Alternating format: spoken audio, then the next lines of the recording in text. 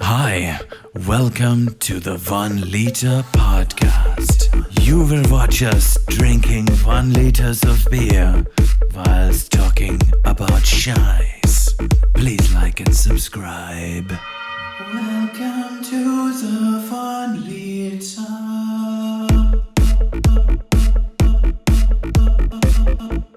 Cheers. Oh, yeah. Welcome back to the show, everyone. Sip. Do you know the last episode that I did with my brother? I missed the sip. Oh, God. And it was right after you lectured me on our one where you're like, I drink paused. it. I was like, don't you dare put that back down. Yeah, I missed it because I was trying to do like the intro. I was like, my brother's here. Yeah, you got too excited. And for everyone that watches the video, you'll notice I've got a filthy with a PH mo going on, which looks like I've copied my brother because he had a mo when he was on. But it's for Movember. It's a family thing. It's not for November. It's a family thing. It's a family thing. It's a tradition. No, none of my family. Well, actually, my granddad, but none of my like direct family have facial hair. Like we never grow. It's very thin that we can grow. I'm surprised how thick this is. It's a pretty good mo. I'm not gonna lie. But this is what's the date now? We're recording on the 24th. This is 24 days of growth. Like. This is 24 days of growth. Okay, well, I'm proud of this set. My beard sucks. But yeah, but also... Just want to clarify, this isn't 24 days of growth. Grow slightly better beard. This was this morning, okay? It's my 5 o'clock shadow. It's like 3 hours. But yeah, I feel like my facial hair is really matured with age. I thought like surely by my mid-20s it would be like... there I'd have it down pat, but no, it kept maturing. Yeah. I'm like 30s and it's finally like, oh, I can actually it's like grow a post-30 thing maybe. Yeah, maybe. But he's like, all right, you're getting old, you can have a beard. Yeah. Does that mean I have more testosterone now? Yeah, I think Am I going to get more jacked? Watch out, you don't get bald. That's the worry. That's what I'm worried about. I'm like, fuck. Yeah. Because I can't grow a beard. So I'm like, one day it's going to kick in and it's all going to happen. Next minute I'll have like a hectic back hair as well. And I'm like, hectic back hair. Go bald. I mean, I've had a giant forehead my entire life and I'm always concerned. I'm always like, is it receding? Is it receding? Is it going back? Is it going back? And then I see pictures of me when I was like 8. And I already had the same shape in my hair. And I was like, I did that the other week and I was like wigging out. And then my mum was like, no, you've just had that your whole life. Because my brother's got like a really good, just straight hairline. And I was like, that. Fuck you. I hate those people. Fuck you. Fuck you with your straight hairline. And I was like, that's why I like my hair now is like trying to push forward. I was like, cover it. But it's not like it's getting worse. It's just it's never been great, you know? That's why I've got this hairstyle now. I just had to embrace it. I used to do when I was all in high school, I used to have like the surfy look and like make sure it was covering it up and like going it up a little bit. And then I was like, nah. You had like a Super Saiyan haircut. Kind of. Well, not really. Jeff side like fucking whoosh. Nah. It was just like messy and forwards. It just had to cover the forehead. And then when I got into sales, my sales manager was actually a female sales manager and she was great. And she like full like spruced me up a little bit. Let's get you some nicer shirts. Let's get you a better new she like hairstyle. masks the whole day of like doing all this thing. Like we're gonna do sales training and stuff like that. We're also gonna take you to the barber. You're like, we'll do this as well. And you're like, what about the barber? Legit though. But it was car sales, so it wasn't like it was kind of just like learn as you do as well. A look, but it was all like learn as you do. It wasn't like proper like this is how you sell. Right. It was just like, hey, we just talk to people, find out what they need, find out what they want. Then match it to what we have. Because you worked at a dealership, not like a secondhand car yard, hey? Yeah. We had secondhand as part of it. Yeah. Completely different beast. That's what, I've And when you talk about people, completely different beast. Yeah. It's like the sleazy car salesman works there, but then the guy at the dealership is like, buy the car, I don't give a fuck. The new Does it car. Work for you? Yeah. New car dealership, especially COVID and post-COVID, because I still have a lot of friends in the dealership space. And post-COVID was just like, this is the price of the car. Because so many people were buying cars. Yeah. Well, true, that and there was no supply. Yeah. So like there was no discounts. I was like, fuck, the job got so much easier after I left. Like it was literally, this is the only one in the state with your specifications. And it's still a 4-month wait. This is what it costs. Yeah. Do you want it or not? You're going to get it. You're going to take it at this price. Yeah. So literally there was like barely any negotiation. I remember when I went in to get that, we were talking about before when I got my car, and when I went in and he was like, I think I asked something about the price and he was like, we just don't, it's not like that anymore. Yeah. He's like, he's like, I'm not even technically like in sales. So I'm just kind of like. I'm an order taker. Yeah, basically. Legit. I was like, So maybe from that perspective, maybe I'm lucky that I worked when there was still a little bit of a negotiation. You learned the skills. I would never claim that selling cars is like tough sales. It was still tough to get your numbers, but it was like, as long as you spoke to a lot of people and you were just a nice dude to talk to and you knew your stuff about the models, you were gonna get there. Make an order. Yeah. The skill came when you're sitting down, drawing up the price, right?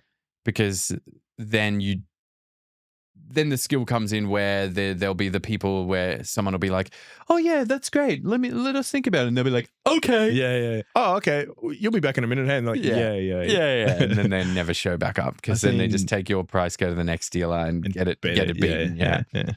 But like, that's where a little bit of skill came in where you're like, oh, how to keep them. What do you mean? Yeah. So what price would you buy it at? Yeah. And like what's going to keep you inside this shop for like 10 more minutes? Yeah. And like the one lesson that Did I say we have free coffee? That's it. But like the main lesson that I learned from my sales managers and the general manager was like, just get a commitment from them. It doesn't matter how ridiculous and how cheap it is. Just get the commitment, right? For starters. So like you'd have like a 47 grand car. And they'd be like, oh, but can you do it for 40? You're like, no. But you're like, oh, so you'd buy it at 40? And they're like, yeah. And I'm like, oh, well, I don't think we can. Let me talk to my manager. Yeah. But I'll write this down. You write down their price and you get a commitment. You're like, you would buy it at this? Let me get your signature on this. And then you know they're ready to buy a car. Yeah. Doesn't matter if it's not at that price or not. Right. But you're just trying to figure out, are they serious about buying a car? They're tire kicking or not? Yeah. And if they sign it with a dollar value, like if you came back and said, we can do that, then they have to buy it. Yeah. So you get the commitment. You're holding them to it. Yeah, you get the commitment and then you come back and you're like, oh, mate, we are way off. But you know now they want to buy a car. They now know, oh, fuck, I'm buying a car. I've just signed. This is happening. Yeah. So that was like the biggest lesson where I was like, just keep them there. Yeah. Go backwards and forwards a few times. And like there's been so many times where you've got a price. It's already like a demo model or something. It's already cheap. You know it's a good deal because we know what cars are advertised for, right? Yeah. So we know it's a good deal. Did you have to do much like competitor analysis to know what other dealerships were selling? Like you as a sales agent? No, we didn't much, but we would know. It'd be like a marketing team that had the reports and were like, we didn't even have a big marketing team. It was sort of like it's like a goat out the back. Yeah, literally. But it was like the managers would they would get deals from obviously the manufacturer. So you'd be like, okay, we're going to buy 20 of these models and then we'll get them at this price and we can put them on as demos and then you get some incentives. So then they make them cheaper. But you know it's already a good deal. And sometimes you would have your price. They would want a cheaper price. And I'd go backwards and forwards like 3 or 4 times, like back to the manager's office, back out. Are you actually talking to the manager or are you pretending to? Sometimes magician never tells. Sometimes I would literally walk into the office and be like, they want this, but I know we can't do it. So I'm just going to sit here and we're going to talk for a bit. And she'd be like, oh, yeah, okay. She'd look down, look at her computer. She's yelling at you like, no, we can't do that. But like, you at the end of the day, scruffed up. Yeah, at the end of the day, you come back 3 or 4 times and then they'd be buying it at the price that you said first. Right. But they feel like they got a deal because you worked for it. Yeah. And like, but that was the price. But it's also not just being, you're not just being like a trickster or like trying to con them because if you were to get a better deal, you would have given them the better deal. But like if you knew you couldn't, you had to pretend to try. Yeah. So like I know this is already the best deal you're going to get, but instead of being like, this is the best deal, get out of here. Yeah, take it or leave it. Kind of thing. Yeah. Like why waste everyone's time? It's like sprucing up the event, making it feel like it's a bit more entertaining. Exactly. You got a deal. We've done a deal. Yeah. I worked for it. You worked for it. We were all part of this together. Yeah. We had literally the one takeaway I had from when I worked at Happy Travels was the exact same thing. Was the if I could, would you? And it was like I was there for like 3 months, like barely anything, if that kind of thing. Was just there for like a passing through job, and I hadn't done like any sort of negotiation sales before because when I was doing fundraising, it was purely just like pitch. You want it? No, buy. Pitch. You want it? No, buy. Because they're not getting anything for it. It's just like you have to give us money, and the only thing you get in return is a tax write off and feeling good about what you're doing. Yeah. But with the Happy Travels, it was like obviously getting something, so it was like a bit of negotiation. What was it? The Happy Travels is like a tour shop, so selling diving in the Great Barrier Reef or like skydiving or so like selling tours. Yeah, tours. Nice, Mostly they're like backpackers and stuff like that, or like an East Coast tour. You can go from here to here to here. We'll help you out with your accommodation, get you a Greyhound bus ticket and that kind of stuff. You're going to stop off at bar and like love that pitch shit. them that kind of stuff. But it was like a lot of people will come in and then they're like, oh, we sent an advertisement online for like fucking half the price or some bullshit amount or something. And then it was just literally the one thing I remember George, the manager, who used to work with Lee. I'm pretty sure Lee's worked with him, Lee Jeffries. And he just taught me, he was like, you just do like the old, if I could do this price, would you? Get him to write it down, walk around the corner, pretend you're on a phone call. He's like, just fucking call whoever, call your mum, whatever. Just like go around, have an argument kind of thing, back and forth, come back, give him like something slightly around that. Or even if you like, don't give them what they want exactly, but give them something kind of closer, meet them a little bit so they've earned it. But you might do that 2 times, 3 times kind of thing. It was the same thing, like pushing for it. And then again, we use that when I went to solar, it was the same thing. It was like the old, if I could, would you kind of thing. But it's getting that little bit of a commitment. It's like, are you serious? If I can get you this, will you do it? And the funniest thing was when you get people that, and you come in, and I'd sometimes, this used to work sometimes really, really well, especially someone you built a good relationship with, was coming in better. Like if I had the room and I could actually, I'd calculated my comms and stuff coming in, but they said, I'll do it for this price. And you beat it by like another $200 or something. And you're like, man, I'm just going to do a little clerical error and discount it again for you and just say it was like a mistake or whatever. Like it's not enough to get me fired kind of thing. And then people will be like, fuck yeah, sick, done. The funniest one was when you do that and people are like, no, I'm not doing it. Like, what the fuck? Don't waste my time. Just say no. Like, fuck off. Yeah. I even beat it. The ones that commit and then pull back are the worst. Yeah. So and funny. You can kind of, after a while, especially if it's face-to-face sales, you can kind of tell. Oh, face-to-face is completely different. Like I can read you kind of thing. But you like, can kind of tell when they're going to do that. Like, yeah. And they're like, this idiot. Yeah. So he wants to do this. I don't think he's going to do it. Yeah, it comes back better. No, we're not doing it. Yeah. You don't want to, I feel like psychologically, if I was the person, especially with like a car or something that's more expensive, like a more considered purchase, if you're like, oh, can you do it for $2,000 less? If you came back and said, I can do it for $2,500 less, I'd be like, fuck, I should have asked for $3,000 less. Yeah. I'd kind of be disappointed. So I'd rather you be like, all right, my manager said yes to that. Because then you're still like, could I have gotten it cheaper? Yeah, I got you. But if you come back with a slightly higher amount, then you're like, all right, I'm reaching the limit here. Yeah, I'm pushing. I'm getting a good deal. Yeah. Yeah, that's true. And like, and we used to do that all the time. And I'm sure this is like the oldest sales trick in the book, but and sometimes it was even true, but a lot of the time you'd come back with an obscure number. Like we can't do that. But like the lowest we can go, it's like an extra $384. Like like 347. Like we have to cover done the our calculations. costs. And then they're like, all right, fine. You're like, yes, that $4 made the difference. Yeah, that one's the best one. Like a really, well, that was the thing when we used to do solo. It was like never like don't give like an exact number. Don't give like a round number. Yeah. It's just always a random. Just type in whatever kind of thing. Yeah, but it's a fun game, sales. Yeah. How do we get on that? From the mustache. Speaking of sales, donate to my Movember page. It'll be in the description below. Yeah, donate to his Movember page. Yeah, I only created it yesterday. Yeah. I was like, this filthy Mo needs to make money. It needs to be worth it because, to be honest, everyone listening, I was growing this and I was using Movember as the excuse, but I didn't actually create a like donation page or anything. And so my partner Emily's been suffering this mustache. I reckon keep it. I like it. Like a lot of people like at work, especially when you're in like not like you don't come in like a full suit, but in like nice attire. Like, what do they call it? Smart casual. Like it looks really good, I reckon. Yeah. Everyone keeps saying like the look's good. And even myself, I'm like, I don't mind the look. I don't like the feel of it. Right. But like so many of my friends and like at work as well, there's like a few guys at work or like Gabe that was on a couple of episodes ago. He's got like a full beard. Yeah. And like a bunch of guys have full beards in the office. A bunch of my friends have full beards. No, Mo's beard's insane. Yeah, exactly. So I'm like here being like, oh yeah, my Mo's pretty thick. I hate the feel of it. And then I look at theirs. Theirs is like 3D, man. Yeah. Like that shit comes out to here. They've got to trim it for It's their like lip. past the nose. Yeah, I'm like, Jesus Christ. Yeah, that shit's Like, impressive. how does your girlfriend feel about that? But some girls love it, hey? Yeah, some girls people, love the some beard, people like it. Yeah, I think. Or they So just I've like the heard. look. Never talk to a woman. Oh no.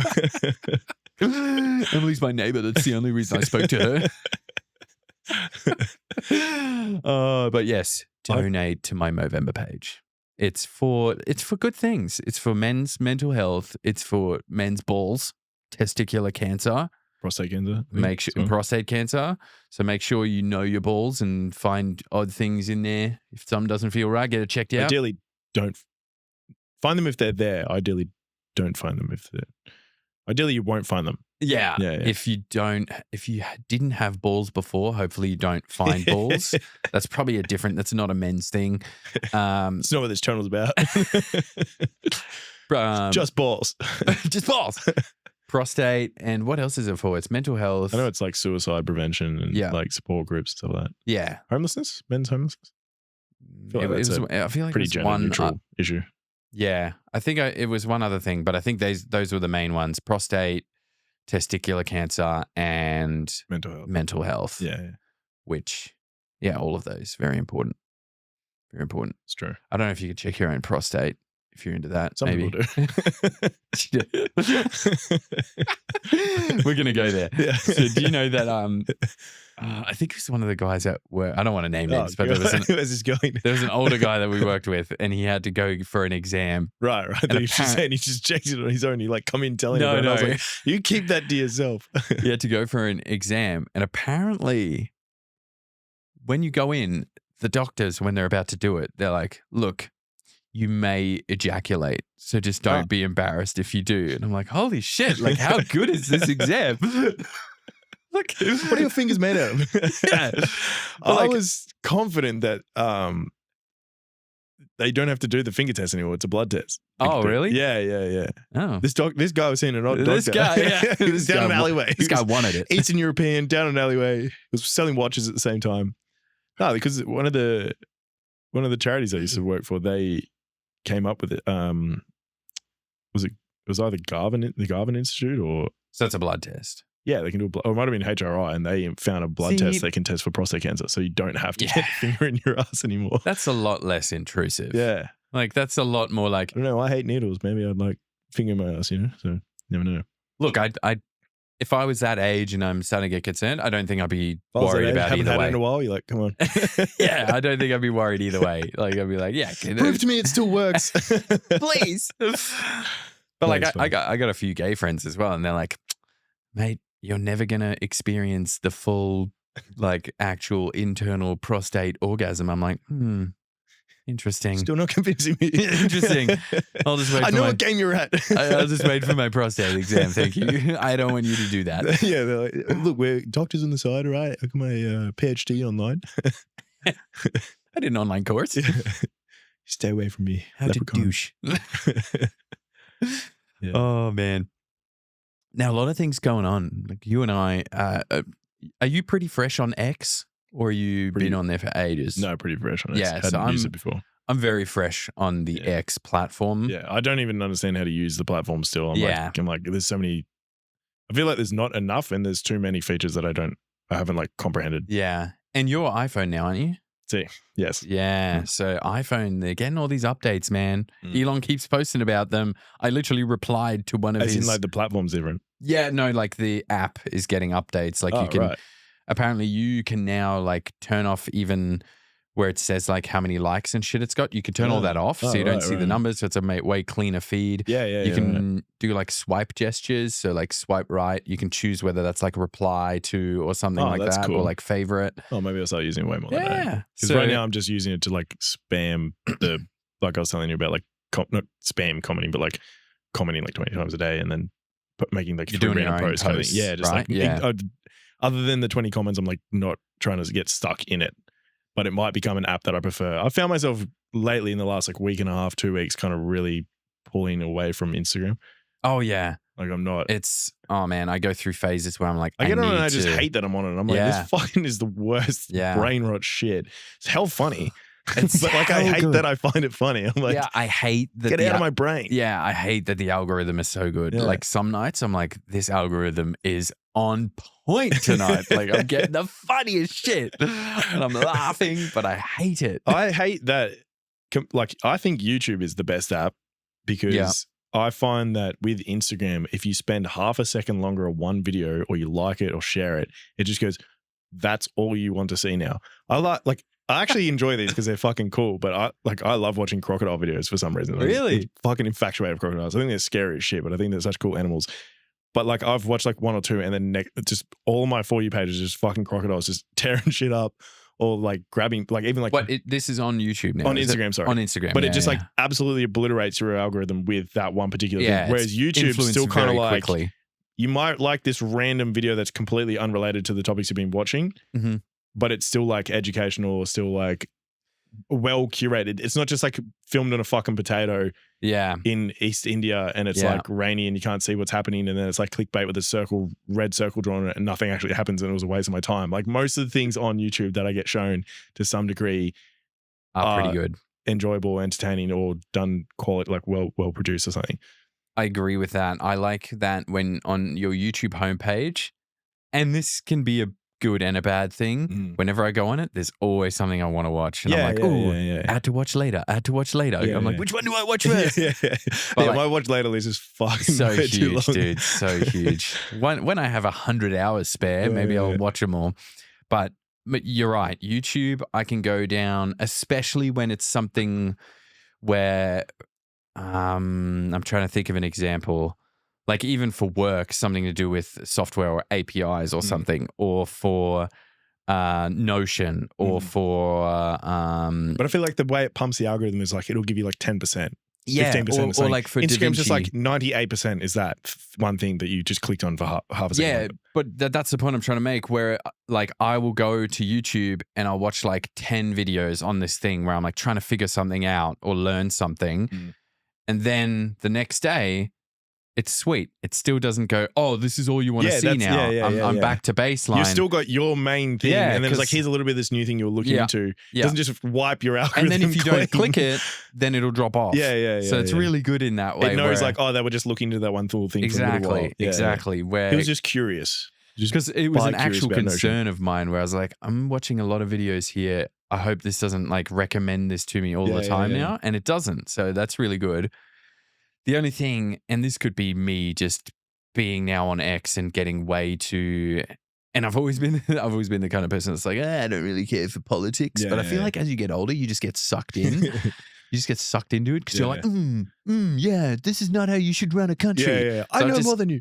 I've just been sucked into the American election and all that shit. But I think it's also because it just excites me what's happening currently. I'm I'm a big fan of Elon. Like he's going to be fucking involved in the government. I feel like we're more connected with the people that are involved. Exactly. As well than, like previous generations or like a couple. If you think about not even generations, but like previous elections. Previous the first Trump run. Like previous to that one, it was like most people probably wouldn't know that intimately Obama or Bush. Yeah. Other than what the mainstream, like the news headline at 6 p.m. shows you. Well, I'll tell you what. Did they write books? Did people read them? Did they have books and stuff? Probably. None of them had social media. Probably, but I'll tell you what. I've completely 180'd from 2016. Like 2016, I was like, oh my God, they're voting in Trump? Like what the fuck has the world come to? And now I'm like, I get it. Get that guy in. He needs to clean some shit up. Get that guy in. I like that guy. Yeah, which is very controversial to some, but just I feel like it's whatever space you're in and whatever you're looking at and seeing. Whereas I'm very much seeing like the whole censorship game, and it's like specific examples that other people that might be living like a very different life that aren't as connected with YouTube because they're not trying to be a fucking content producer and shit. So other people might not see this at all, but when you see something big happen, like Rogan has Trump on. And if you've been listening to Rogan for a while, he's been like, no, I won't have Trump on. Yeah. And then Trump gets shot and Rogan's like, yeah, I'll have him on. This guy is fucking legit. Like who gets shot at and then just gets as up. a pre-president running again, gets shot. I have to have him on kind of thing. Just the attitude, I think it was, that convinced everyone. Was like, oh, this guy's legit, like the real deal. Because if you were just this billionaire businessman and you get shot at, you'd probably just be like, forget about it. Yeah. Whereas this guy was legit, like, nah, fucking fight, fight on. And I was kind of like, it was a bit too much for me, but at the same time, I'm like, yeah, it does show character. It does show like this guy's fucking like, nah, don't fuck with me. Away. Like you almost died. Yeah. And then he comes on, and then just little examples, like it had, I think it was like 1.5 million views an hour when it was first uploaded. Yeah, the amount of views for it was fucking insane. Wasn't trending. Stop swearing. Never trended. Oh, I remember that. They like never trended on YouTube. And then there was a whole thing where a bunch of people couldn't even find it when typing it into the search. Like you literally type in Joe Rogan, Donald Trump, couldn't find it. The episode wasn't showing on the algorithm. Just little shit like that. Does anyone know if that happened on Spotify as well? Or was it just YouTube? There was like something. Two pretty different platforms. But apparently there was something with Spotify. I don't know what Rogan's arrangement is, because he was Spotify exclusive for a while. He signed a massive contract with him. I think like $100 or $200 million or something. Yeah. I don't know if that ended though. Yeah, maybe. It was. Yeah. Because that was a while ago. That was a while ago. Pre-2020. Yeah, that was like before COVID. That might have been even 2016, 17 or something. Maybe, yeah. It was a while ago. But yeah. But anyway, so they uploaded it. It wasn't never trending. People didn't find it. And then like there was like an explanation for it, like something glitched. And I'm like, the biggest podcast ever. When has that ever happened before, YouTube? Yeah, you guys are like perfect. You don't drop the ball. Yeah. So you have just all the money examples, in the world. little examples like that, where it's not necessarily like full on trying to push a specific propaganda or something, but it's like they call it shadow banning. It's like we just quiet you down a little bit. Yeah, and it didn't work. It did have the opposite effect. Yeah, because then everybody wanted to. That's look the it up. stupidest thing about it is like when you try and shut someone up about it, who's people are resonating with. It's like you only martyr them and make people want to speak to them more or hear them more. So that's the only thing that like made me a little bit like, oh, come on, YouTube. Like, be better. But I guess YouTube is still Google. This video is going to get crushed. Yeah. And then... You better post this on other platforms. Well, he did. He posted it on X. No, this one. Yeah. Yeah. This is gonna get me cancelled. I'm fucking my YouTube algorithms right now. Yes, I swore for that. God damn it, YouTube. Why you do this to us? But I'm on all platforms. Just go listen to it on like Apple Podcast if you want. Is that still a thing? Apple Podcast? I've moved to an iPhone, but I don't use Apple Podcast. Yeah, I don't think anyone does. I don't think anyone's ever used it. I remember seeing the app when I was like 10. Oh, not 10. However old I was when I got an iPod. And there was a podcast app, and I was like, "What the fucking hell is a podcast?" Same. And I think the only thing that was on it was like radio, and I was like, "Ugh, gay, get it away!" Yeah, listening uninstall. Yeah, where's Temple Run? Yeah, no, I remember hearing the term podcast, and I was like, I think Tim Ferriss was like one of the first people to jump on it. Isn't that? Yeah. It was Tim Ferriss, because didn't Rogan go on Tim Ferriss's podcast? Someone similar, and he was on there and he was like, I need to do this. Whatever this is, like, that's this is great. Yeah. I saw that clip only recently, and I was like, oh man, that's so cool. It's like, not Tim Ferriss. I don't know who it is, but he had that guy, I think not too recently, on his podcast back on, and that's what it got, because I seen the same clip. That's so cool. And someone put it together kind of thing. But I think Tim Ferriss was one of the first people I know of that had a podcast. But even when he had it, I was still pretty young, and I was like, I don't know what the hell this podcast shit is. It's weird. Now it's the greatest thing ever. Yeah, but this is what I don't understand. Now it's like in our circles, it's like, oh, this is where the real information is, and like this is like proper news. But do other people see that? When you said before entrenched about, in it? You said something about like people who are watching. You might have said YouTube or like X or something, and I was thinking something I'm realizing being on X and having my own YouTube channel and getting comments is that and even if you watch like the Trump rally that happened pre-election, like the people, this is half a tangent. This is me weaving right now. Yeah, you got to do the weave. But the people at the Trump rally, even though if I had to have a vote, I would have definitely picked him. But the people at the rally, to me, and to use a probably overquoted term, but they just seem like NPCs. Like, they're just like, sorry to yell, Trump, Trump, Trump. And it's just like they're not like listening and going like, what is he saying? I want to hear what he's saying and I want to make sure I agree with it. They're just like, he could be up there and going, boogada, and people are like, Trump, Trump, Trump, Trump, like, Trump. Yeah, we need more boogada. Yeah, and I'm just like, they don't seem like they think. And then the thing I was getting to is like, there's that whole cohort of people, and they're not specifically only encapsulated in Trump. They just exist. So whether the Trump, Kamala, or independent or political sphere aside, like just people like that exist who just are just like, anything that someone says in front of me, I'm just going to like take with me and run, run with it. And then there's people there's just so many cliques and spheres of people who exist outside of our clique and sphere that we're so unaware of, that we don't know exist. And it's so hard to remove your brain and where you exist from other people, because you just think everyone's in the same sphere as me. And this is the funniest thing about like posting content, is you think like, oh, everyone's going to see this and judge me compared to other people. It's like, people don't even know you exist. People don't even know the people you're comparing yourself to exist. Like, just do your thing. If you want to just post your content, do your thing. If you want to go get a job, go get a job. If you want to go pick up training, do your thing, because like there's so many spheres of people, and eventually you'll just find your little clique. And if you don't find them, there's another one that you might find. Like just people are like, we're so infinitely like connected and removed. Yeah. I totally agree with that, where you're in this circle, and I think that all the time whenever I'm making something and I'm like, oh, I want to make a video on this. And I'm like, oh, people will just think I'm copying this person. I'm like, people probably don't even watch this person's stuff. So like, why would I think that they have, or when I'm talking about things, I'm like, oh, I'm just saying shit people already know. No, people that are exactly like me already know this. I already know. I'm hearing my own memory, but no one's had the exact same memories. Exactly. The people that I watch and learn from, they already know this stuff because that's where you're learning it. But everybody else doesn't know this. So you're probably new information for someone watching. Even we have like a lot of overlap in who we've listened to, but then there's also probably a lot of other people that we don't know exist. Yeah. So it's like we're probably, let's say, overlap by like 4 or 5 creators in particular who we're like both heavily watch and listen to. But then there's probably another 2 or 3 on the outer spheres of that.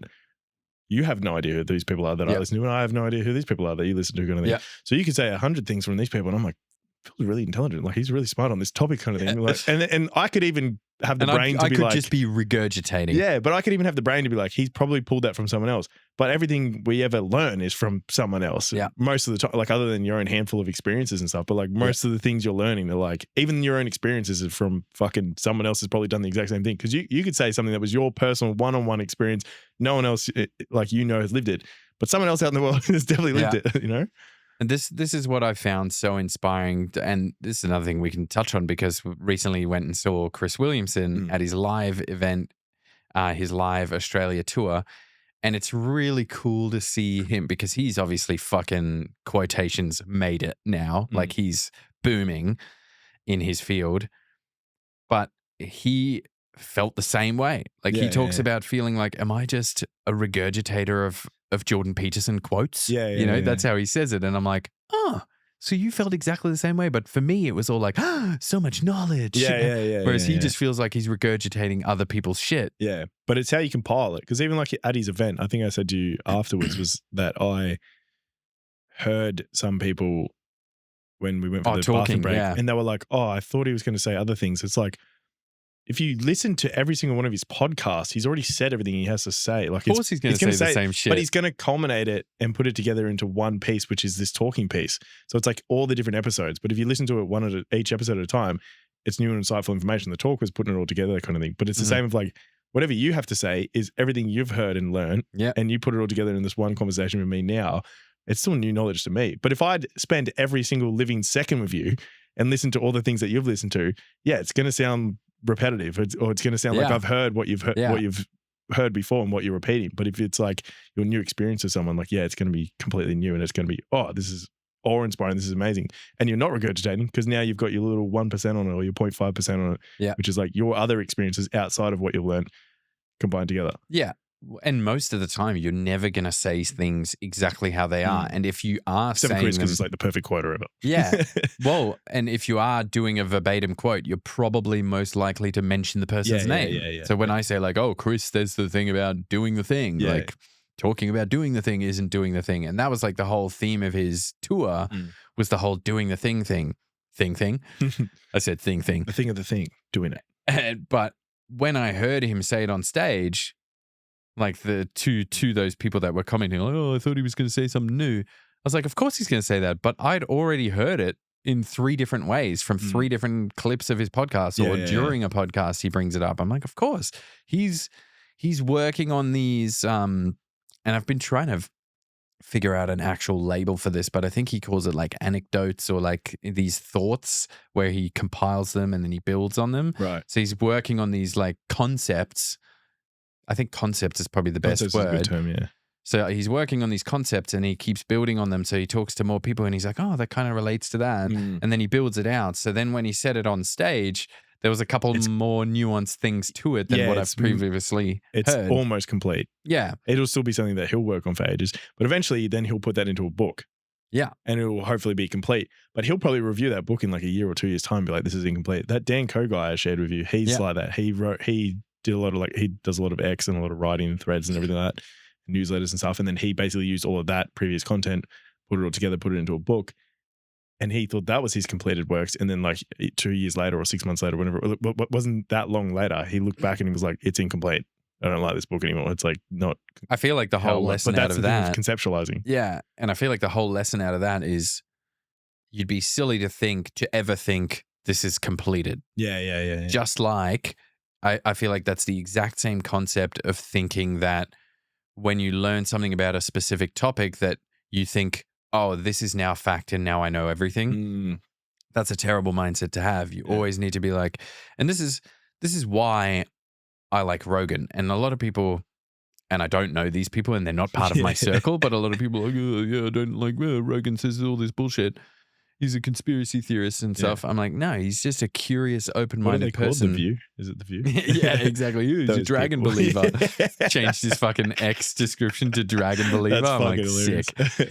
But like that kind of stuff where I'm like, no, he's just open-minded. And this is why I never get into arguments about topics.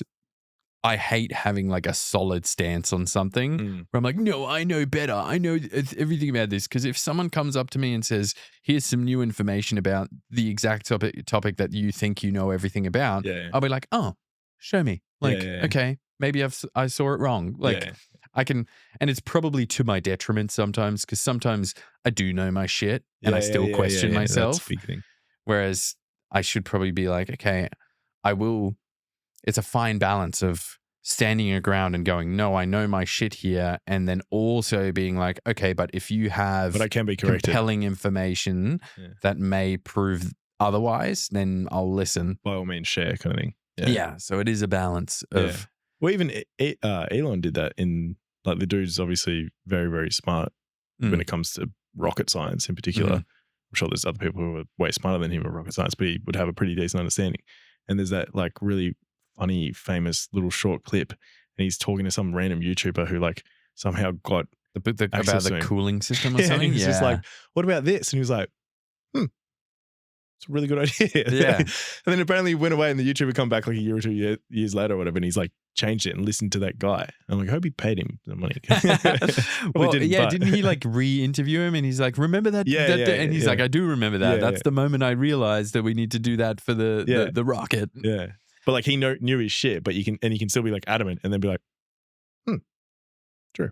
Yeah. Because the thing I think though is that people then go like, I need to immediately address that when it should be just like, I'll take that on board. That actually sounds pretty reasonable. I'll take time to think about that.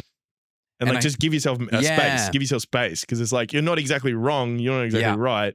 Give me a minute to weave these things together and the weave. and figure out what parts to take from this, because you could still be, from your point of view as potentially an authority, depending on the topic and whatnot, be like, this is a really good compelling argument, but like there's 30% that isn't accurate. Mm-hmm. You know, the end result of what you said makes sense, but you haven't backed it up properly, or whatever the fucking hell the way it works out. But like, you can't immediately address it. You need to be like, give me some time, give me some space. Can this is introduce great this, because I'm like conceptualizing as we're having this conversation, because I'm like, that's great, because that's part of the balance, right? You can be, yes, I know my stuff, and I think the biggest thing is you shouldn't be ashamed or embarrassed about like, oh, maybe I got it wrong. It should just be like, oh, that's interesting. I wasn't aware of that. And just take it on like that. You don't have to be like, oh, now, because a lot of people, they'll just double down. they're reactive. They'll double down when they're starting to be proven wrong. So then they'll double down on their own point. Whereas that is just the most embarrassing thing you can do. You should just be like, the words I hadn't thought about it in that way. I'm going to have to do more research. Which is what I hate. Like, if we really want to get cancelled, we can bring up RFK, and like, I think that's a fucking fantastic thing of him. Do you know who RFK is? Yeah. Fantastic thing of him being in charge of fucking health, because it's the best. Oh man, it's going to revolutionize. But the thing that every bit of media is going to jump on is like, he's an anti-vaxxer and da-da-da-da-da, because he wrote like a book about the real Anthony Fauci. And watch the full podcast with him, like, because I haven't read the book or looked into. He's so hard to listen to, but I did listen to the entire podcast. I have the weirdest. I wouldn't say. What's the right word? I have the weirdest. It's like a fucking. I don't know the word for it. His voice is so weird, but it's like perfectly fine for me. I don't know. Really? I kind of just like listen to it and it's like, that's cool. Soothing. Yeah. I don't know. It's so strange. There's a word for it, because it's. Poor I guy. don't listen to it and I'm like, shut the fuck up. I'm just kind of like, he's, he's unique, whatever. No, Not in like a. I don't think not that. in like a. Oh, I'm being polite, but just literally in like a. His raspy, weird voice is kind of like cool. Okay.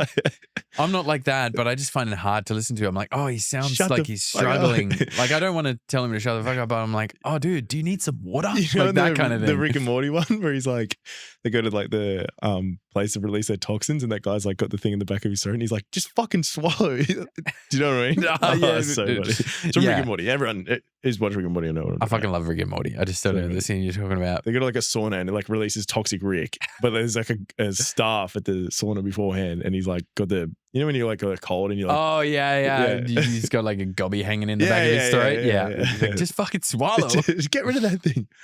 Yeah, no, it's kind of like that where I'm like, dude, are you okay? Like, is this hurting you to speak? Yeah. That's the kind of thing. That's the thing. He reckons it doesn't hurt. It just was like a stress thing or something. It just, his voice just basically broke one day. Well, he had to have surgery and stuff, but it's like, it's an actual condition. So he's like full messed up. Yeah. But yeah, if you listen to that podcast with him and Joe Rogan, again, I haven't then gone through and gone, I'm going to read all these papers he cited, because I'm not bothered to do that. And I will, this is where it comes down to like, believing in someone. It's like you just put your trust in them. He makes a pretty compelling case. I feel the need not to go through it all. It'd be like if I had to go through and personally read every fucking case in law that's ever happened, to be like, yeah, I'll not take that lawyer's word for it. I'm just going to go through it. It's like there's instances where, okay, we probably should go through and fact check certain things and whatnot. But in this particular instance, I'm okay with taking RFK's word for it. But if you listen to that podcast, he makes a very compelling case that, you know, these things, although they have one outcome, they also have another outcome. It's like most pharmaceutical drugs have side effects, and some of them are positive and some of them are negative. But a side effect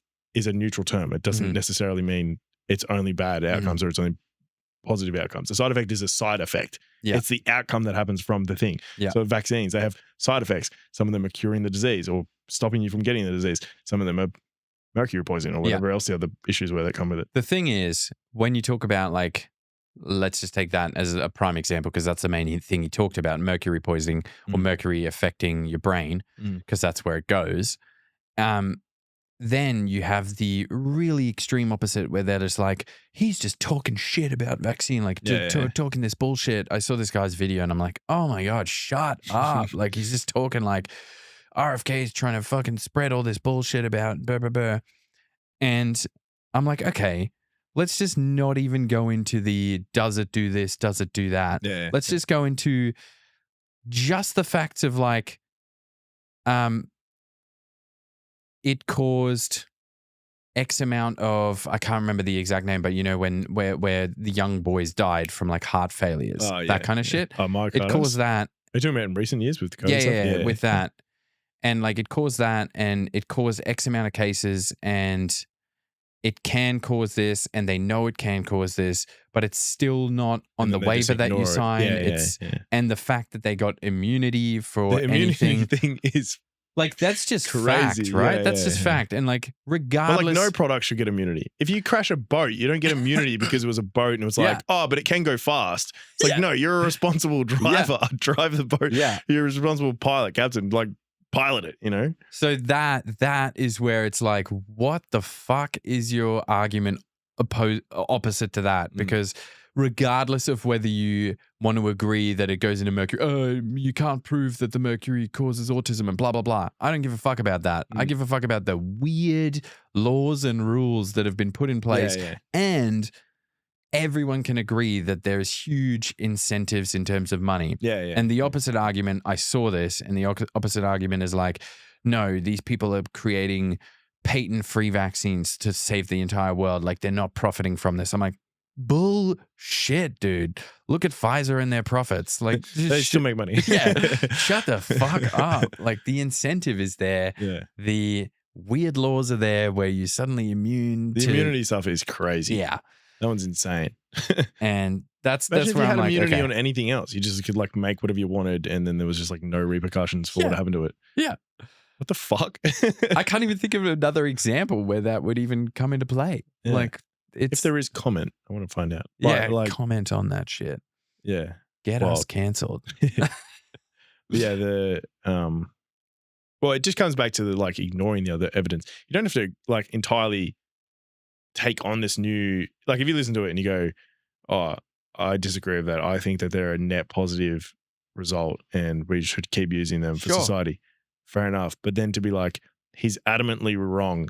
Everything he said is a lie. It's like, just take it as it is. You can still disagree with it and go net, like, you know, even knowing that, I still would rather take it. That's your decision. But to be like, society should just ignore all of that information. It's lies, it's bullshit. And then you need to still take them willy-nilly, and you should take them, and you should take 72 shots, whatever the fuck it is. And like all your kids have to take it and that kind of stuff. It's like, how about we all just make our own individual decisions? If the product's there for us to take, we can take it. But then the argument comes from like the whole herd thing. Like if not everyone takes it, then the virus will, you know, change or whatnot. But then I think for memory, it was like, it was the mRNA one that does that, because the mRNA one is the one that doesn't properly kill it. It just like stops it. And then from that it mutates. I don't know enough about this to like really dive into it. And this is where and I think this is why this is such a more talked about topic nowadays, is because of the whole COVID thing, because the messaging just changed way too much. Like it was like, oh, it's going to stop your grandma from getting it, so you better get the vaccine. And then like fucking 6 months later, they're like, oh no, it doesn't stop transmission. It doesn't stop anything actually. Okay, so what are you telling me? So like it just brought that to the surface so badly. So then the other side that's like wants to believe, no, this is absolutely what we have to do. They have to double down. Because otherwise, what are they going to do? They got to dig their heels in and go, no, anyone that says it's bad is wrong and you're trying to kill the earth. So you're like, okay, bro. Something, the environment. Settle the fuck down. Fuck that turtle. Actually, there is another example, which is food. The whole vegan craze versus meat. And now like the carnivore thing's becoming big. And this is a perfect example of where I'm like, where my stance is like, okay, I've now seen evidence of the carnivore diet working and literally making autoimmune symptoms go away completely. Like I've seen this live in Emily. So all of her shit went away when she went full meat. And then I 100% believe that there's people there that have had other issues and they've gone full. I don't want to say just vegan, because there's some bullshit vegans out there that are just eating fake meats that are just full of shit, but that have gone whole food vegan. So just eating actual whole food plants and also cured their shit. I'm like, I believe both sides. That's fine. So that I'm never one to dig my heels and go, no, this is the right way, because this will work for everyone. Kind of thing, my belief is that there's always going to be some biodiversity with human bodies. Like you and I will not react the same to, and like it's so easy to prove. Like, why does this person have an allergy to wheat and this person can eat it all day long? Yeah. There's biodiversity. So why would you want to say that this diet is blanket for everyone the best? Yeah. It's bullshit. And then there's the same argument in that field with like citing studies and stuff, because I've now watched a lot of scientists that are carnivore advocates that break down how this whole bullshit myth around red meat causing cancer has come about. Oh, okay, yeah. And like the studies that they used to quotation prove it. Yeah. Which is all like, and this is, I'm just fucking trying to recite this from memory here, but it's like a rat study that they did with they also like fed them like 20 cigarettes the same week. almost that. So they fed them red meat, and then they gave them poured bleach on them. No, they gave them a specific carcinogenic that specifically was like provokes bowel cancer. And so the argument meat did it. So the argument was like, literally, dude, you can look this up. Like it's how'd that get in there? I think the study must have been like two groups of rats. One doesn't get fed red meat, the other one does, but they both get this promoter carcinogenic. Yeah. And then the meat group got like a tiny percentage of higher growth of pre-bowel cancer cells. Right. And that's what they use to determine red meat equals cancer. Right, okay. Yeah. So like that's the kind of bullshit that we're dealing with, where it's like, here's the science, and then here's what they get to push out as the headlines. But you could even almost, like, I could understand even from the other side to be like, oh, well, it's almost a control group. If you both giving them carcinogen, the meat one brought it on sooner. But there's every argument then that maybe the non-red meat side, one, they're rats, not humans. Mm-hmm. Two, they may have had like anti-inflammatories, like ginger, garlic, turmeric, whatever else there is, or any other like nutrient-dense whole foods that may have slowed down that, and it still maybe potentially was brought on after or whatever. So like, even if you try and be like, I'll play devil's advocate and be like, I'm always that person where I'm like, let me see it from both sides. It's not a complete control group. There's like, they're eating two different foods. So it's like, what was made up of the red meat? What was the quality of the red meat versus what was the quality of the food there and whatnot? Or even if you then look at maybe large that rat was scale, just a fucking douchebag rat who just like was going to get cancer anyway. But if you look at large scale human studies, when they say the group that ate meat, they don't control whether they're eating what quality meat. Whether they're eating steaks. They're talking about anything that contained meat, which means the person in that group could be the guy that's literally eating McDonald's every chicken single McNuggets, day. What's a flake? Like just eating flake, just like random fish, just mushed together. And stuff like that. But I'm thinking more like the highly processed meats. Yeah. That's still what they're putting under the same category as the person like me eating literally grass-fed rump cooked myself at home. Yeah, in like a nice oil or something. Every day. Versus like deep fried shit from Macca's. In vegetable oil. Yeah, it's a completely different food. That's almost like comparing two different categories again. Yep. That's like they're almost comparably different as fucking meat to vegetarian or meat to like no meat to processed food. That processed vegetarian food should be in the same category as the processed meat. Yeah. As opposed to whole food vegetarian versus whole food. And meat. The same thing with the vegans. Like, yes, I 100% believe that you cured this disease by going completely raw, whole food vegan. But that's again a different food. A different category. Like you could make the same argument against this vegan that's eating processed shit from the supermarket aisles, like fake meats, whatever they're made of, and then this person that's eating whole plants. You probably have the same results. Yeah. The ones I feel bad for, shouldn't say feel bad for, but the ones I am empathetic with are the ones who are empathetic with the animals. And that's why they do it. And that's the only I would reason. like for you to get the same nutrients that you can get from, you can eat one steak and get so many I'm not a nutritionist. I don't know what the fucking vitamins, but I know they're in there. Yeah. But like I know all what the you're good saying. stuff from one steak, and you can basically live off that. And then other people, again, would switch up their diet and be able to eat 30 different vegetables and get the same nutrients. And maybe they prefer that style of food and whatnot. But I feel bad for the vegetarians who like probably want to eat stuff and then they replace it with this processed stuff, not knowing, and they eat a lot of the processed stuff. And then a lot of that processed stuff can cause other damages. The same way if you ate processed meat would. Yes. Yeah. Not that the vegetarian or the vegan stuff. We're on the same side. Yeah, exactly. We're on the same team. But yeah, I get I get your point that you just made because, and I will disclaimer this by saying I did go like vegetarian vegan for like almost a year or so. Oh yeah. A few years back. I did it for 6 months. I didn't last so long. but my main reason was this whole new, again in quotations if you're not watching the video, new information about, oh yeah, you can just live on a vegan diet and you can get all your protein and all this stuff. And I was like, oh great, because my whole reason was the ethical side. I was like, great, we don't you have watch to one farm to fridge video and you're like, oh fuck, dude. Yeah. I'm like, I don't want to eat meat anymore. Yeah. And this is why I go, I don't want to eat this. Yeah. But this is why I go to the Australian Meat Emporium and I mainly, like I would say 95% only buy the stuff that has the Our Farm sticker on it, which is like where they have just cows grazing on natural fields. They're having a fucking great life. They're having a good time. And then we kill them. But like, and slaughter them, pull them apart, and eat all their insides. But like that part, I'm like, okay, you have a great life and then you die quickly. Sure. Yeah. Whatever. To be honest, I don't care either way. Like I used the same to care, as hunting. But I just think at the end of the day that someone can say whatever they want to this. Animals are amazing. And I think you can have a very deep relationship. I've grew up on a farm. We used to have pet cows. We used to have pet chickens. That you would then eat?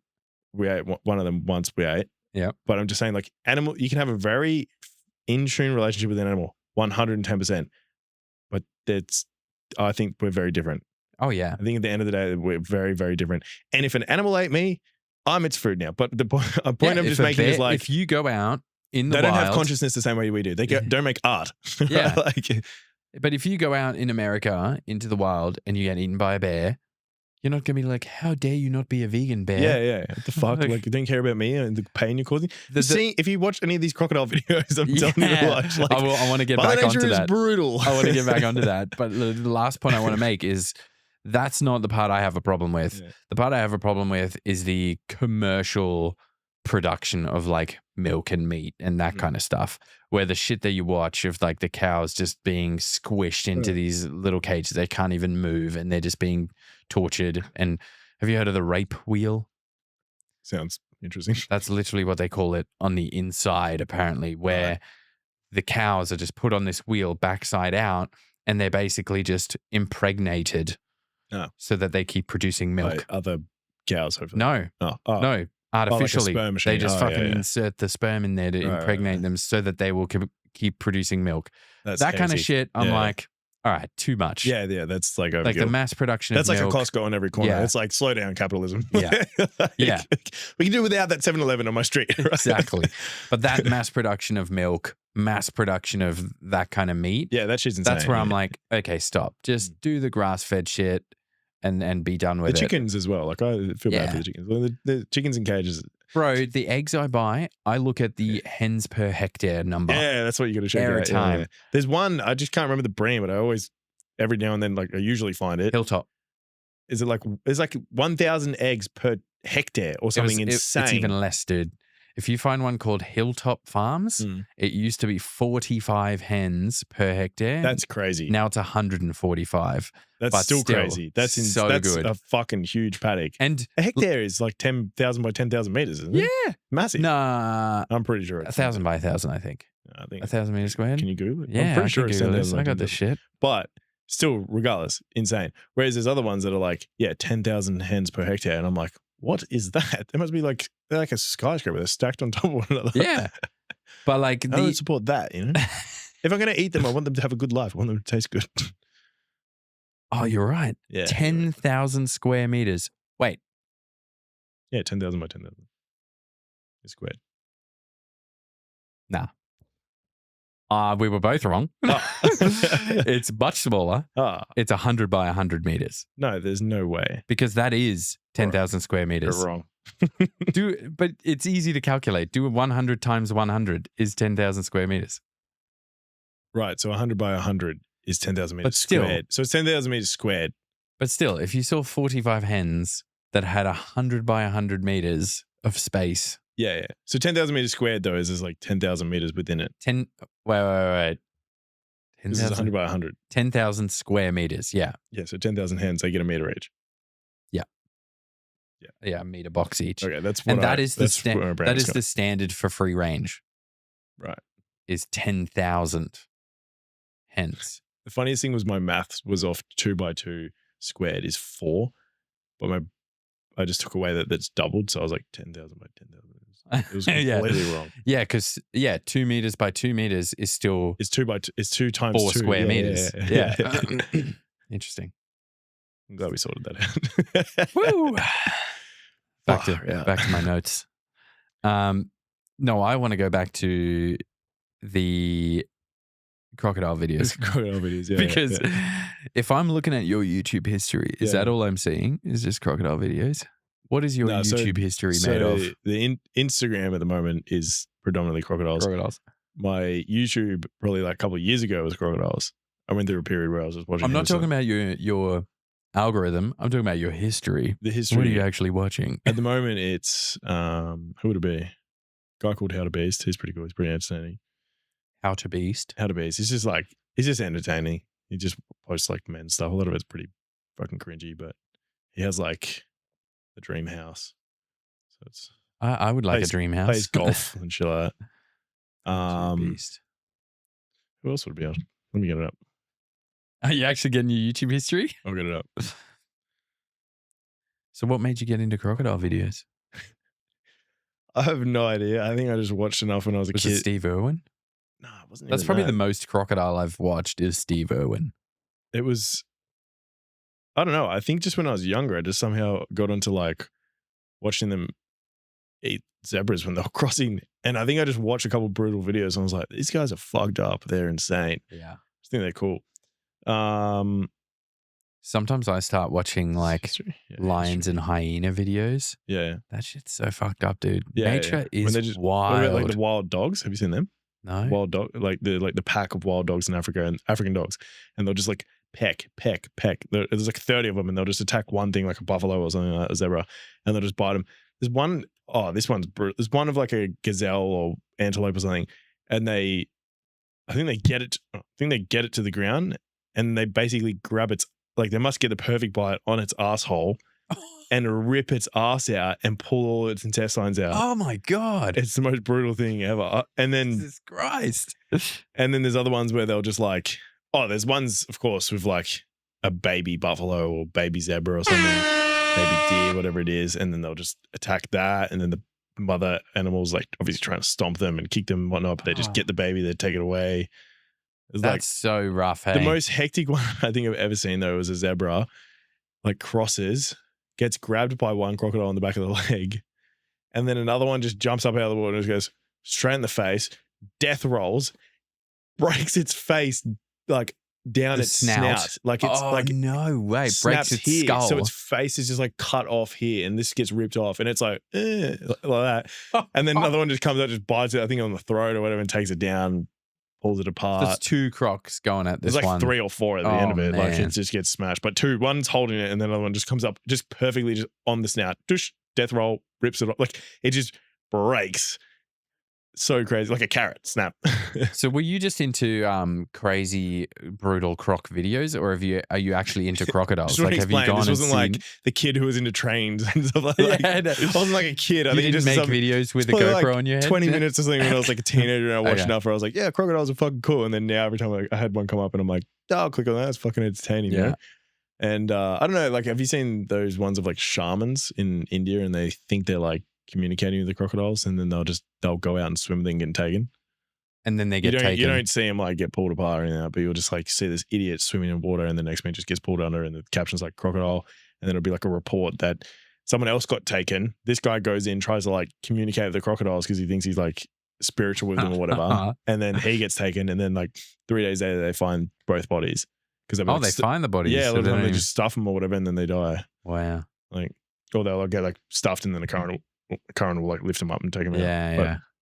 very entertaining. Yeah, I don't know. I haven't just get seen that, somehow no. trapped onto them every now and then. But they're funny. Also, every now and then I say heaps in like, I think it's like Latin America, or maybe it's Alligators?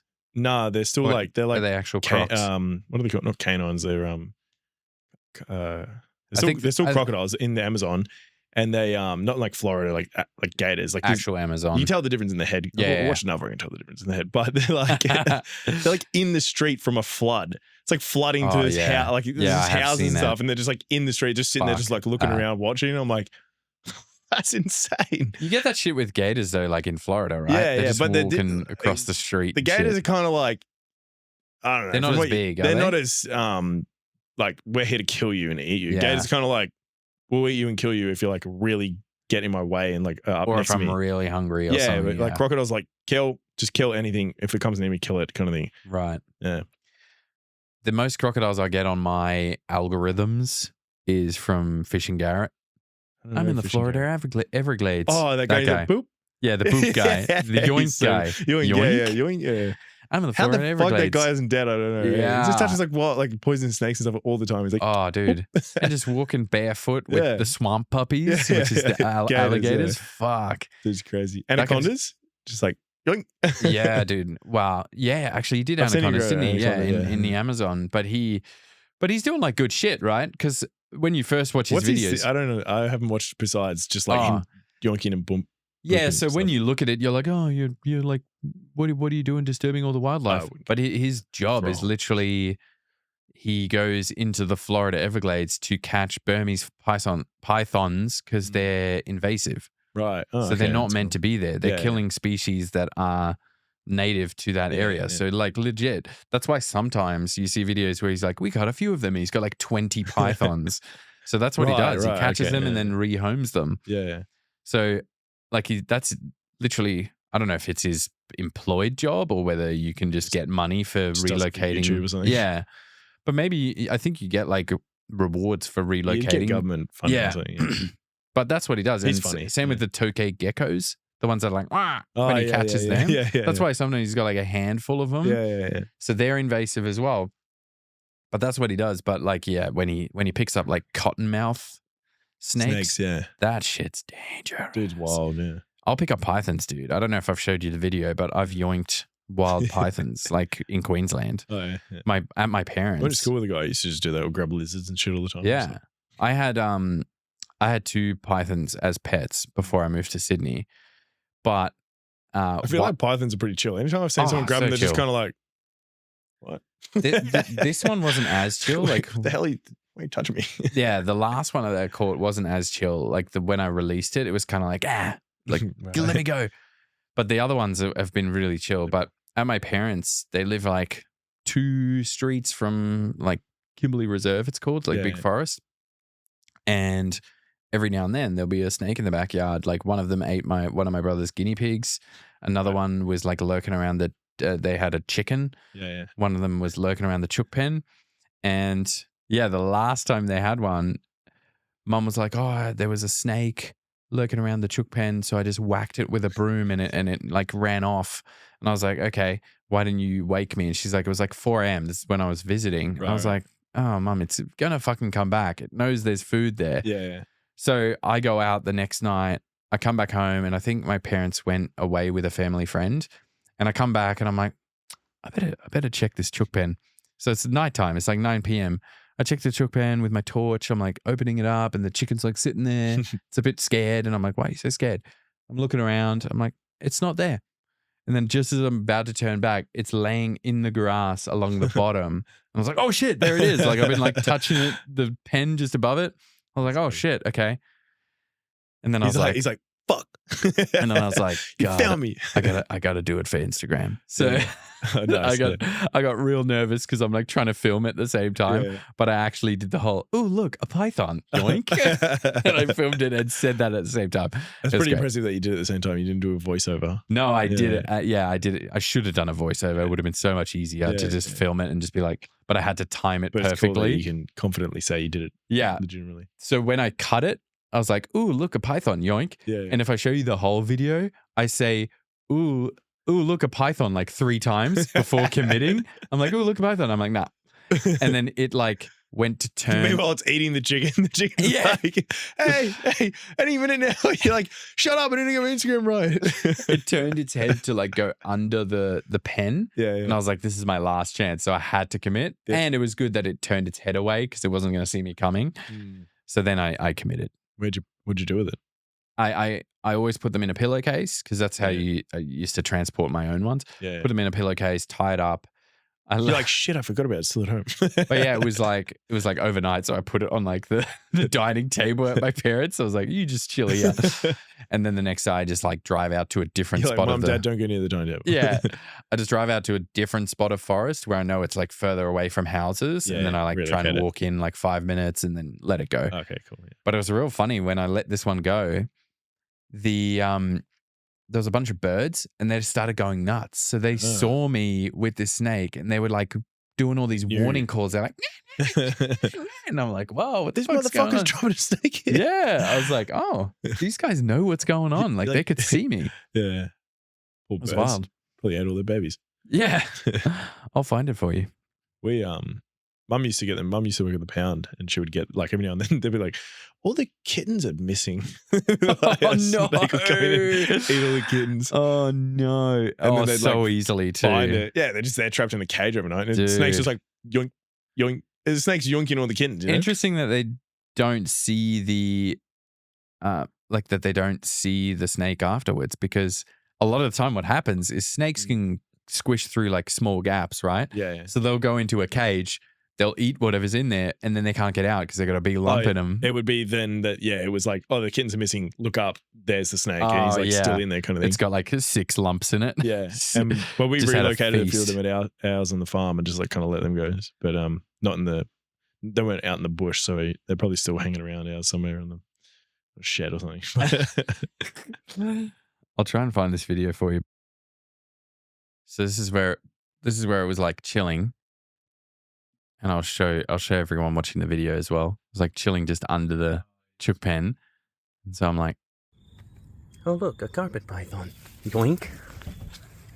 and you can hear me like panting. I'm like, I did it. Beautiful. Yeah, if you grab it behind the head, they're not gonna be able to do anything. They just like try and wrap around your arm. You're too small to just strangle my arm. Yeah. And so I just like took it inside and then Does it feel strong? Like he's pretty fucking wrapped up. I don't know. yeah, like it cuts off a bit of circulation, but they're not ow. that strong. Like people are like, oh my God. Like when I had It's not going to break your arm. yeah, when I had my pet ones, one of them was like probably 2 meters. So it was like longer than Pretty me big. tall. And it was like be like a large rat round.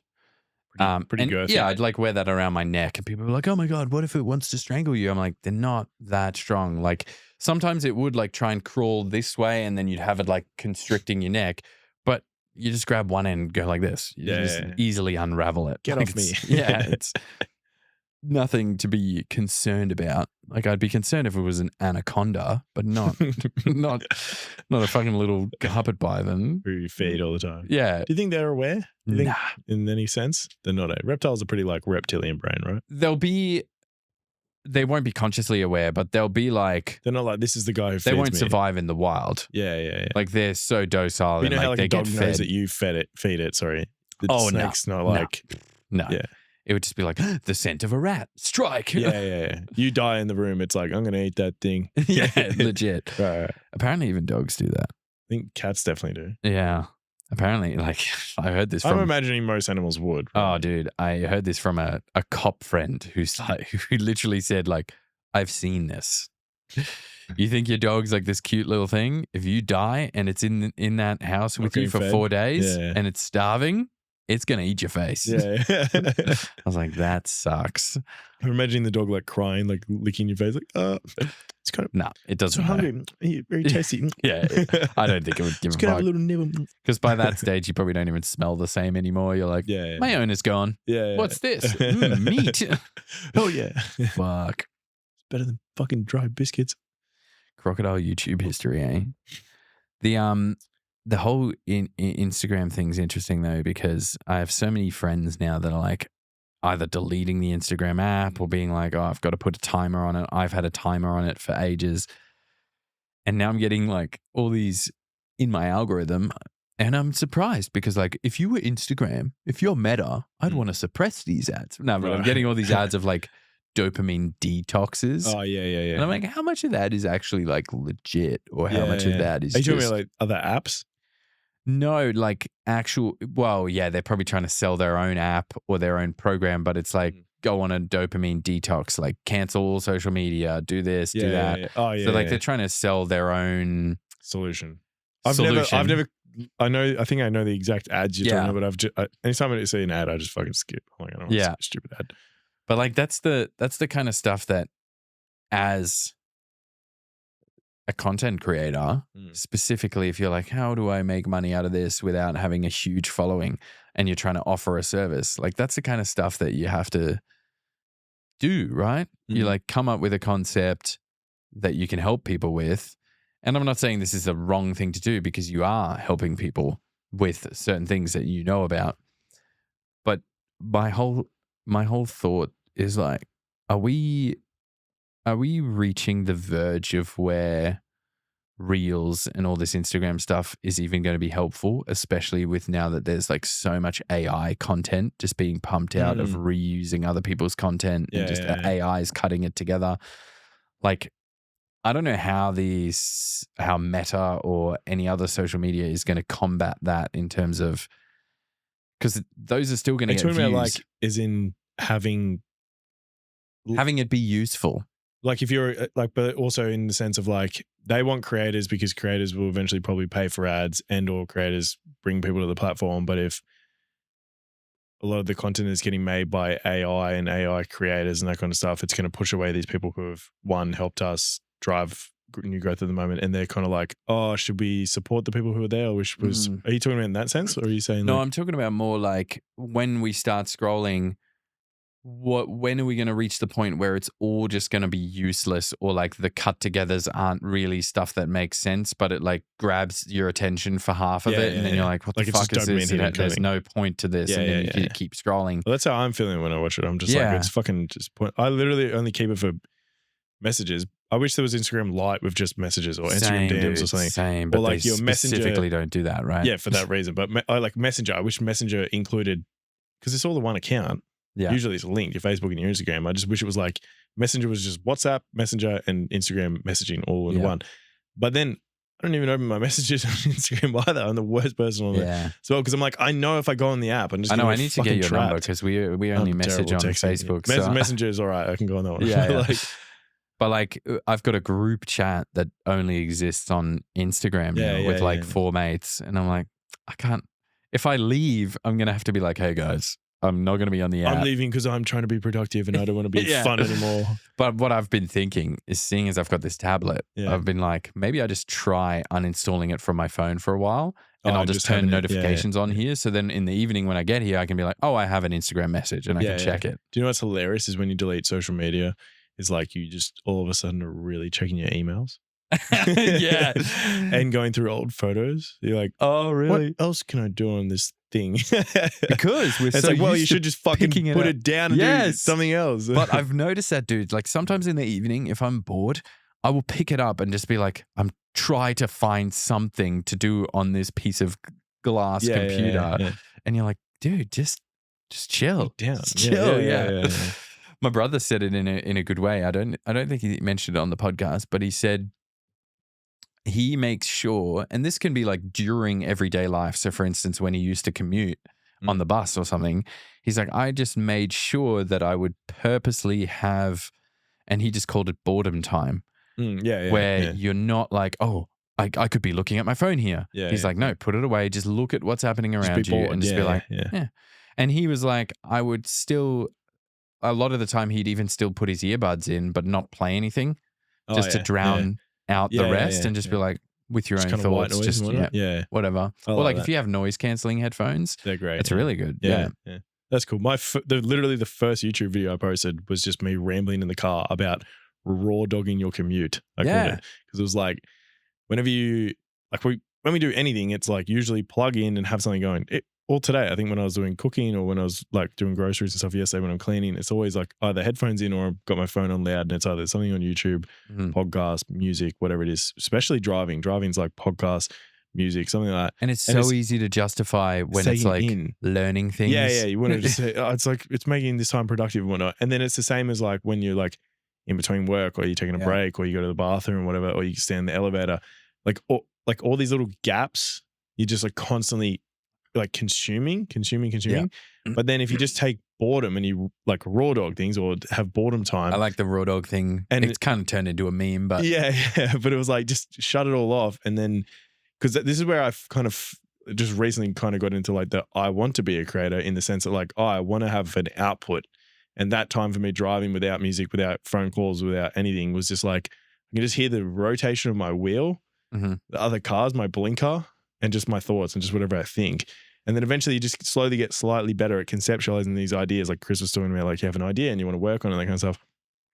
And it's like, one, it's like, I'm not doing it to be productive. And two, I'm not doing it in the sense of like, I've worked out all these different concepts that I've been thinking. It's like every now and then I just do a drive, I shut everything off and I just have time to think. And all it does sometimes is just helps me catch up on other things that I'm thinking about. I'm like, fuck, today I had to do this. Or yesterday I forgot to do that. Or like, I really need to go to the gym. I'm being hell lazy. Or like, oh, there's this other thing that I'm doing. Or like work today. What have I got to do today? I've got to call this person, this person, this person. Sometimes it's just like literally collecting your thoughts about like the million other things you're going on, because all those little breaks in between, like I was saying, the elevator, bathroom, whenever you're walking, take a break, lunch break, whatever it is, they're the times you normally like compile all the work inputs you had, for example, or all the life admin work you had come into your brain. And then you take those little breaks to like conceptualize it, put it together and go, oh, this is what I need to do with this. Your brain needs to organize all those thoughts. That's when we then go, oh, you just use a notes app. But it's like, I will in conjunction with it, but I also need time to like literally just let my brain think. An addition, right? That should be an addition. Yeah, you want to use the notes app for the things you want to remember, but you're still going to have thinking time, right? Let your brain do it itself. Yeah. And this, I'm sure you've heard this plenty of times, but people often say that they're like, the best ideas I come up with when I'm on a walk, shower, doing nothing, or in the shower, something where you're doing nothing else. Yeah. I feel like I'm pretty good with cooking, for instance, you mentioned. I never play things during cooking because I feel like I need to pay attention. And I'm like, that's probably why I burn things. But like, for instance, it's really cool to see because M's job, it's like mergers and acquisitions. Like it's very corporate. But she specifically scheduled in time. I don't know if she puts it in a calendar, but she's like, she has time where she's like, okay, my task for the next couple of hours is to think about this, like how we're going to do this or how we're going to approach this. And she literally has thinking time. It's not like work. It's not like, oh, I'm going to do this piece. Yeah, or reach it's not out like to this we're measuring you on, like for instance, in our job or your job specifically, your role, it's like measuring you on how many calls are you making, anything like that. But it's like you're in charge of doing this massive project. So you have this thinking time where you're just conceptualizing. You're like, how can I approach this? And she'll just have her notebook out and be like, draw.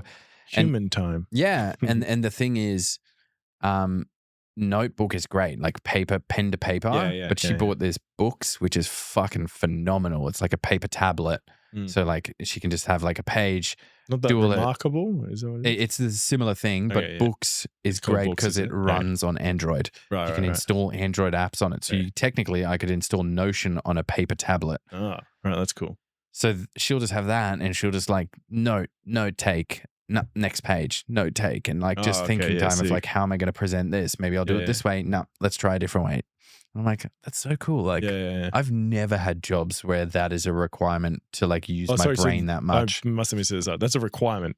No, but like Well, kind of, yeah. To achieve the goal that she wants to achieve for that role. Indirect requirement. Yeah, indirect. Sorry, when you said requirement, then I thought you meant like her boss is like, you must spend 2 hours thinking. No. Right, Indirect, right. right? She just needs to figure it out, and then good outcomes come from that. Whereas every job I've had, it's always just been like, do the work. Are you working? Yeah. What are you doing? Yeah. What do you mean you're thinking? Yeah, what do you mean you're sitting I'm here trying to thinking? like put it all together.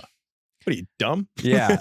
I feel like this current role that I've got, I'm very much enjoying it because I feel like it's the first time where I'm being paid to know things and figure things out. So I'm like, this is cool. I get to actually rather than like rather than just being timed on do more things, do more services. Like I used to be a mechanic, sell more cars. I used to be in sales. But now it's like, figure this out. I'm like, okay. Yeah, go as in like go work on a project as well, or not as much. I feel like I haven't had that haven't moved myself into that kind of work either, but like I haven't had that opportunity of like, here's a project, go work, other than like uni with assignments and stuff. It's not so much that. Like a developer's thing where it's like, go build this app, and it's like, go spend however many hours it takes, we'll just pay you while you do it until you get it. Like that would be a fun job, I think. That would be time. Fucking awesome. Like, because that's what we do in our spare time, dude. Like you just work on when a you project. make a video or when you make a podcast or when you make a song, like I produce music. Yeah. That's a project. Yeah, and you just work on it until it's complete. You pour hours into it. Yeah. Like one of the songs I made over 10 years ago now that I was most proud of, when you're in FL Studio, where I produce on, you can go like project info and it tells you how much time you spend on the project. Cool. And it was like 39 hours or something. And I was like, oh, fucking hell. That's a full 24/7 work week. Like that's 39 hours. That's a full work week. 8 hours a day for 7 days. Yeah, a lot of jobs are like 36 hours, 37 hours. Yeah. That's nuts. Which then, when you put it that way, because that took me a lot longer than a week because it was like evenings. Yeah. When you put it that way, if you had the time to just put in 8-hour days, you could make a perfected song in a week or less even. Like songs now. Especially as you get better at it. Yeah, songs now take me less time if they're not as complex, but there's some songs, especially in electronic music, there's such a huge spectrum of different, like you could have like a Melbourne bounce song that's just like three sounds playing at the same time and it sounds sick. But then there could be like this progressive house song with like an epic melody and all these chords and shit, like so many layers. And you're like, holy fuck, how does that happen? How do you do that? I think that all the time whenever I listen to music. I think that when I look at technology, I'm like, how the fucking hell did they make this thing? Yeah. Have you seen that? Have you seen that clip? I can't remember the comedian's name, but he talks about like if he was a time traveler, he'd be the worst time traveler.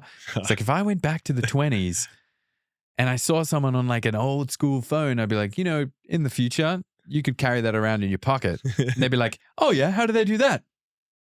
I don't know. I don't think I'd be able to prove that I'm from the future. Just like, how do we prove any of this? That's funny. How do they do this? Yeah. I don't know. Like, I think this all the time with tablets.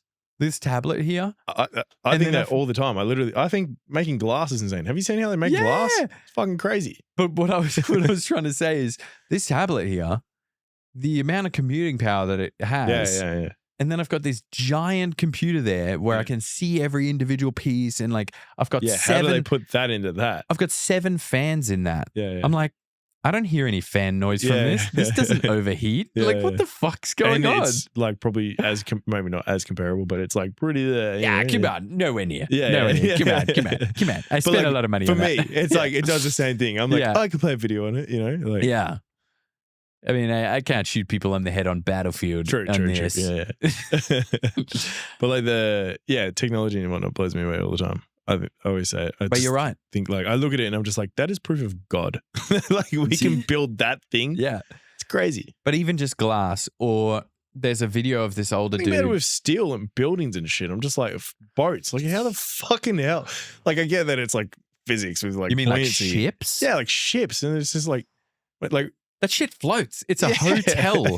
That's a building and it's just floating. Like cruise ships are huge. And like, because as far as I'm aware, buoyancy is all about like the weight that it displaces is meant to be less than the weight of the weight that it displaces of water is meant to be more than the weight of the actual physical thing that's floating. Yeah. But like, I'm imagining not that much shit's water. heavy. There must be a lot of water compared to Well, it's like because they what's go deep. in the boat. The hull goes quite deep. But even We then, don't I'm just like realise. thinking of the volume. I'm like, it can't compare to like all the steel and food and It's fat people true. on the It's cruise true. ship. Yeah. Like all It's the so bedding and true. stuff. But you gotta remember, we're all the all lost walking. dreams and hopes. Yeah, but we're walking around like hallways and rooms. That's all A air. lot of empty space That's as all well. air, Yeah, that's yeah. very true. But then like cruise ships, but even small shit, like that's I've seen this video of this old dude. This is a very old video, I'm pretty sure. And he's talking about like I'm pretty sure he's making a point of like in the industrial world and like how you as an individual, you'd never be able to do what we can do now with collaboration. And he's talking about a pencil. Have you seen that? No. He's like, Tell so me. this pencil, you've got the wood. Where does the wood come Oh, from? right, Someone's right, made the wood. right, Then right, you've yeah. got the what we call lead, which is actually graphite that Yeah, comes yeah. from mine in this and this place. Yeah. And then on the other end, you've got the rubber, which is like, where the fuck does that come from? Yeah, So yeah. all these things have come together just to make a pencil that costs you like $2. Yeah. And- I think I have seen it, but I've seen a guy do a similar thing about gratitude with like coffee. Like, and he was explaining like he was like the coffee beans come from this country, but then you got to Do you think like coffee? Are you a coffee I drinker? don't love coffee, but Have you seen the coffee machine I just got? no. Damn, son. no, I'll show you after. Okay, all right. I seen I was going to offer you one before, but beans or something. I seen Yeah. But he was like saying then with the coffee, even if you just look at the beans, not the cups or anything else, if you just look at the beans, he's like how they get here. You got to think about the ship and the trucks and like all the transport and the logistics and stuff. But then you got to think about the people who built the ships and built the trucks, and then the people who made the who roads, even get it to you? and the people who and like the driver and like all these other little components and stuff, all these like multi fucking faceted ecosystems that all come together to bring this one cup of coffee to you. Because I used to complain about the fact that coffee was $6 when it was like beans and water, and then when I think of all that, I'm like, touche. Yeah. Maybe- All right, maybe it's worth more. But maybe don't if you dare put up your lived- prices. Exactly. Maybe if you lived on the coffee farm where the beans are grown, you could It's complain. beans and water. Yeah. But not when it's Yeah. being grown somewhere completely different, Yeah, and then all the process of like roasting them and all that. Yeah, all the extra steps and whatnot.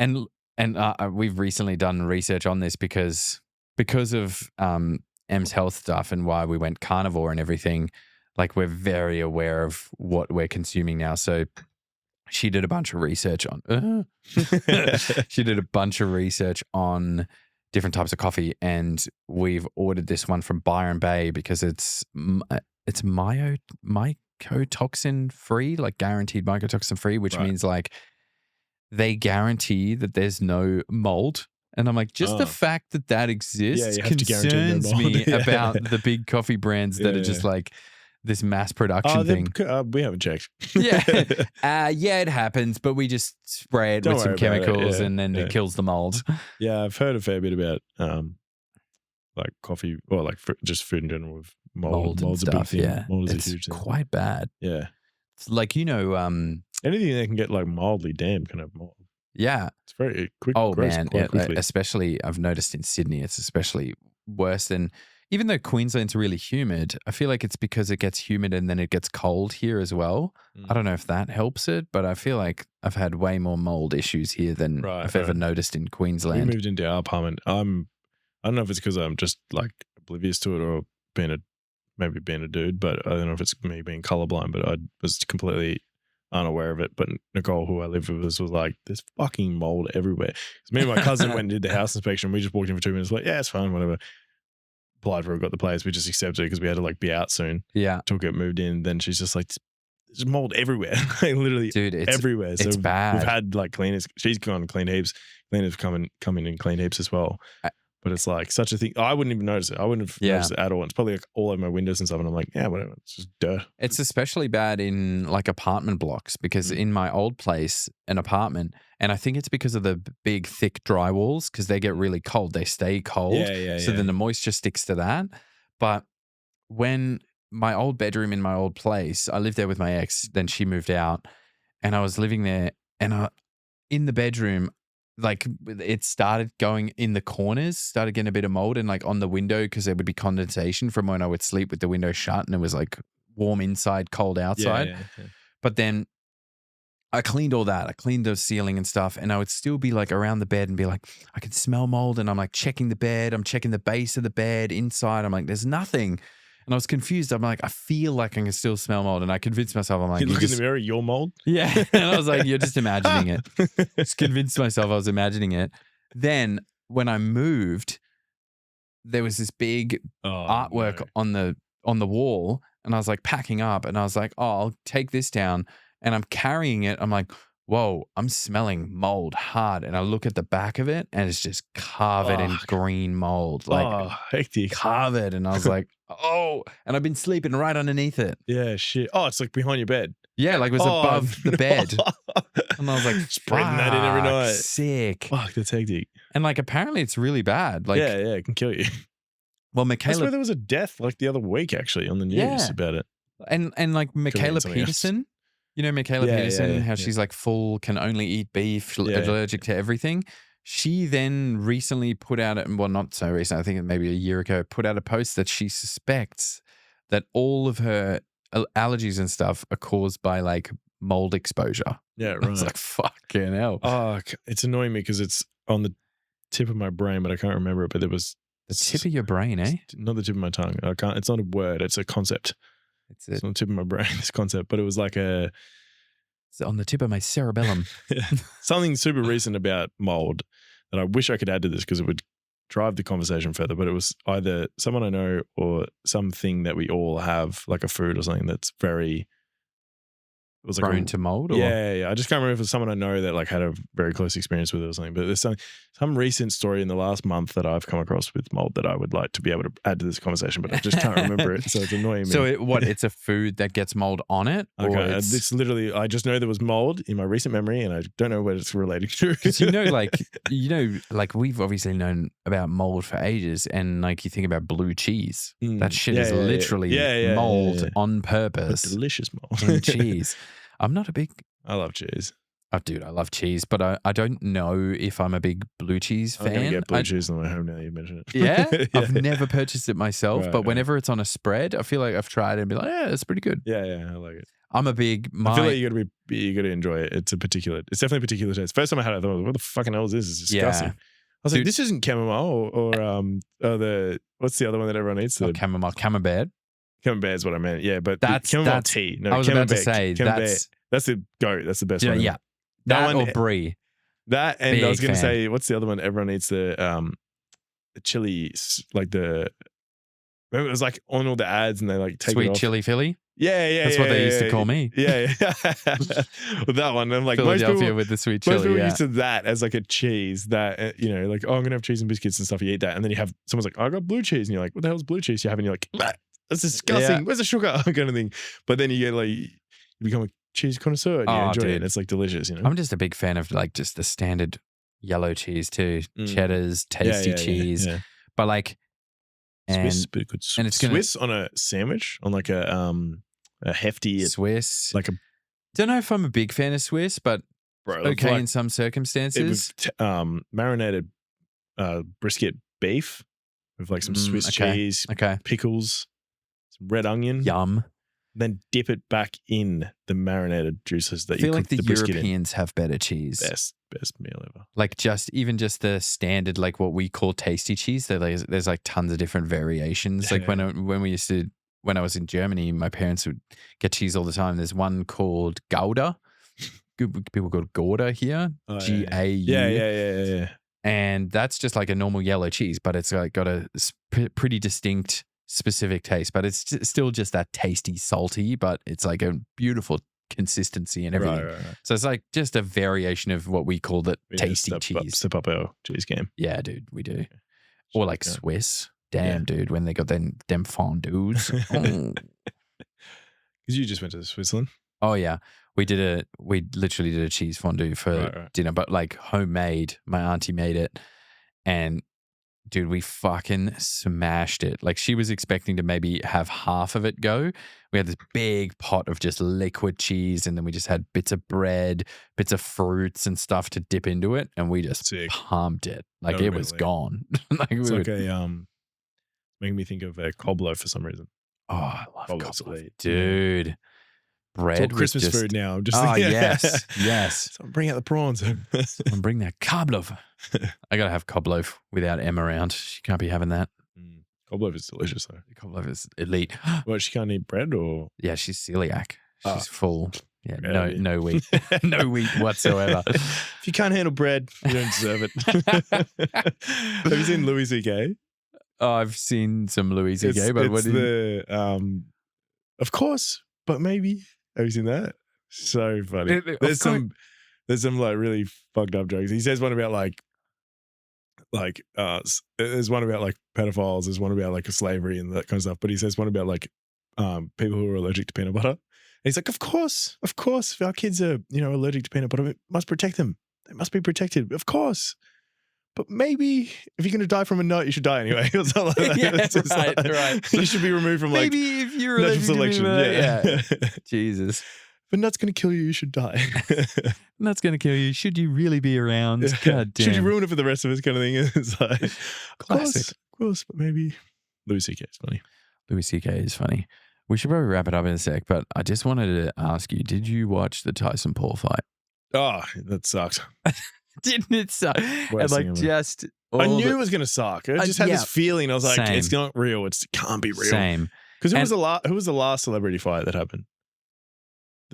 Even Tyson and that Ray John. Yeah, was, that was kind of There's no headshots, there was body shots, but there was someone else in between. Maybe it was Jake Paul and someone else. It was probably another YouTube fight, but my all whole suck. thing going in was like, I was like, please let it be real and please let it be like where fucking Big Daddy just tells the little kid what's up and knocks him out. Yeah. But obviously they're doing did like it for the leg wobble. It was like, yeah, and obviously doing it for the paycheck. The only thing I will say is like, if he's getting paid $20 million or whatever it was, he can do whatever he wants. Like, I'd be doing the same shit. Do whatever you want. Mike I'd be doing the same I have thing. no loss of like respect or anything. I don't care. Like if you were getting Especially it would suck if you did it for like $500,000. Yeah. Like we could have done a fundraiser and got you that much money. Exactly. But like if he's doing it for $20 million, fair. Sail off into the sunset. Yeah. Enjoy your life. Absolutely. Whatever. But it was like still disappointing. It's kind of like, I would have liked to have seen you knock the fuck out of someone, especially Jake Paul. Yeah, especially Not that he like I know enough about him to like completely dislike him, but I know that I don't know enough about like him the guy to have beef with it him. would have been but great I'm like, to see him get knocked out regardless. bro, your attitude, please let Mike Tyson knock you out. And then to claim now after that he beat Mike Tyson, it's like it was worse than WWE. Yeah. And WWE was at least funny and entertaining and great and had good song choices and hot chicks. And great characters that I could back and a storyline. I mean, I can't relate. I'm not a WWE guy, but I just liked it when I was like 12. It was the best thing ever. It's like tits. Yeah. When you're a kid, you're like, whoa, what's going on? Wrestling toys. There was games. There was TV after school every day. It was sick. But yeah, that's it. Like for the paycheck. And then even if you look into Mike Tyson's position, apparently he's not doing very well financially. Yeah, so I heard he was like pretty broke. in a ton of debt. Yeah. And that's been, I've heard that for years. Yeah. Maybe he's not that great with money, but It if could he's getting a massive paycheck, sure. Yeah. Do Pay your him out, whatever. thing. Yeah. But like all the video compilations that I've been seeing where it's like they show like Pre-training. a couple of clips of pre-training, but you know about the whole thing that happened in July? Yeah. Because they postponed the fight, right? It was meant to happen in July. Right. He had this big health thing going on with his stomach. Apparently he had 8 blood transfusions. I'm like, dude, you're fighting a sick old man. Seriously. No wonder he's not in tip-top shape when he's doing it. But then I think he faked the fuck out of it though, because like if you watch his training videos, he's like beating the shit out of that bag, and it's like, he's scaring me from here. And then you're seeing breakdowns of these, like one clip where they show it in slow motion where he's got a full open head of Jake, and he's just like does this. Yeah, he's like, I'm like, come on, dude. And then there's this one clip that someone cut together where they cut in a few of the shots that he was throwing in the first 2 rounds, and they were like pretty brutal. Like, yeah. And there was one where he landed it, and I was like, and then he pulled back, and I was like, and then they do the little huddle, and people suspect that that's where Jake was like in his ear and was like, do you want to get paid, bro? Do you want to get paid? Yeah, probably, yeah. And then he was like, oh, and then after that, he just turned into this old man. You're like, boo. You know what's terrible is like, let's say that exactly happened. It's terrible to think that Tyson, with his background, with his legendary status and everything, is dependent on Jake Paul. Yeah. is dependent on Jake Well, Paul. it's not Jake Paul. It's dependent on the or whoever's hype. running it. But it's The like hype, the money. but it's like crazy to think that like no one else legitimately could pay him, and these other people are like, hey, actually fight someone, because like that'll be entertaining, and like people will kind of watch that, and we'll pay you real money. I did think for you that. to beat the shit out of someone. I did think that. Like, could you imagine? I feel like the volume of traffic and people that would actually go and watch that and like on repeat and just continually watch it and just get subliminally messaged by the sponsors on the screen would be way more if it was like an entertaining fight where you're like, holy fuck, he like this 58-year-old or whatever it is beat the shit out of this guy. Yeah. I want to watch that 1,000 times over. Like if I kept thinking I want to buy that, a Tyson merch. yeah, I kept thinking if I was like a billionaire, Yeah. like a big billionaire, I'm talking big. First of all, I wouldn't be there. We'd be smoking cigars. And But let's say I was into that stuff, Yeah, or I was yeah. like really into Mike Tyson, and you were like a billionaire, and you're like, how much are you getting paid to fake this shit? Yeah. Can you imagine if someone walked up to him and No, went, I'll bet you 25 million to knock him out. Yeah. If someone walked up to him and go, take whatever you're going to get that you would get for 2 rounds, Yeah. but I'll pay you an extra 25 million to knock him out in the first 2 rounds. Yeah. Imagine that. Yeah. If you do it, you get the money. If you don't, you don't. Yeah. Like, Yeah, imagine if he 100%, just had that yeah. external incentive. Even if he like looked at the betting, like the rates and like just bet on himself, and he's like, you know what, they're paying, if I can put together this much money and bet it on that, I can pay back the people who lend me the money, and I can make almost as much, 10 million, whatever it is, 5 million. If you don't have the capital, let someone else do That's it. what I'm saying. Like, I've got friends. I can connect with a few different people. Yeah. The guys from The Hangover, they love me. I can get some money off them. We can put it together. We can put together a bet, and I can knock him out. Fuck them. I won't take their $20 million. I'll take the 10 that I win off the bet and pay out my friends. But he'd probably still get paid. Because I think someone the else, contracts yeah. are like, no, he'd get win, some. lose kind of thing. Yeah. He gets some, but I think the problem They is have a like, clause at the bottom. It's like the whole contract's fake. I think, I don't know how they work. I'm just speculating here, but I think it's like, if you go for the whole 8 rounds, then you get your full 20 million because you've done the most screen time possible kind of thing. True, yeah. So I think that's the deal. That's why he's like, if you knock him out too early, you're not going to get your full 20 million. Do you want your full 20 million? Yeah. So that sucks. The incentive is in the wrong place. It Yeah, should be 100%. like, we'll Made the pay most you exciting fight ever. We'll pay you 20 million for either 8 rounds or a knockout. Yeah. But apparently, and I believe this too, because I've watched other fights of Jake's and he's got a punch on him. Apparently, Jake was also not throwing knockout punches at him because he was probably very conscious of Knocking an old legend out. dude. If I knock this dude out and he fucking dies or something or gets brain damage, your career's over, bro. Totally agree with that. Yeah. So he not The doing dude is that. a young guy. He's my age, I think. He's 26 or something. Yeah. Young guy. Like he would be able to throw a hefty punch. And But- he's proven to throw a hefty punch. Like it takes a bit to knock someone out with boxing gloves, right? Yeah, I'm sure he could. I'm sure he's a completely better boxer than me. I wouldn't fight him. Yeah. Fuck no. The issue though is like, we want to see genuine fighting. Yeah. Like, We want to if you're going to get the 58-year-old in the ring, that's on him to decide for getting knocked out and killed or not, and that's on you to like figure it out and punch on. Like it's a fight. It's That's the what day- it's the point of the game. The reason people like UFC in particular is because it's the closest thing to fucking gladiators we can see. You know what? One last point I'll quickly make as well is it's so funny. The other night I realized when we went and watched my mate fight at the amateur fight was like how people, whenever this might come up in conversation, you reflect back on like Roman Empire gladiators and stuff, and you're like, but what barbarics, we would never watch that. It's disgusting. People killing one another. Oh, I couldn't do it at all. You go to an amateur fight and someone's like knocked down the ground. Everyone is cheering. That someone's like that guy's mum's in the crowd crying because her son's knocked out. And the other guy's up on the fucking thing going, and everyone's screaming like, fuck yeah. And the whole fight, it's like, kill him, fuck him up kind of thing. And it's just like, we're so bloodthirsty. Like, it's so funny. As soon as like, especially like when you're drinking, you're like, everyone's having a few beers and stuff like that as well. And it's just you know like, what though? all the excitement of a fight. And it's just like, fuck yeah. kill him. Fuck yeah, dude. But like, it's the day and age we live in, right? All this like centering and, oh no, it can't be too bad. But you're absolutely right. We are bloodthirsty, but I bet any money the tables would completely turn if suddenly that person like was no longer breathing. Yeah. Then everyone would just go, oh. Yeah, today, 100%. Yeah. Today's time, they'd be like, oh my God. Yeah. Whereas back then it was there'd like, be he's full dead? empathy and Yeah. stuff. Fuck that guy. Yeah. It'd be very different these days because we're so we're so sheltered. Yeah. We'd never seen it before, kind of thing. And this is interesting. But if you'd like starved on the street and had no food for Yeah. like you'd been stealing bread and you'd watch your dad get killed in the gladiator ring earlier in the day, and then you grow up and stuff like that, and then you see the guy who killed your dad's fighting, he's the old dying gladiator, and then someone else comes out, you're like, kill that motherfucker. Yeah, legit. And like this comes kind of back to what we were saying earlier about your clique and how like we have such a small clique, and then just even one little half removed, they don't know what you're seeing and all that stuff.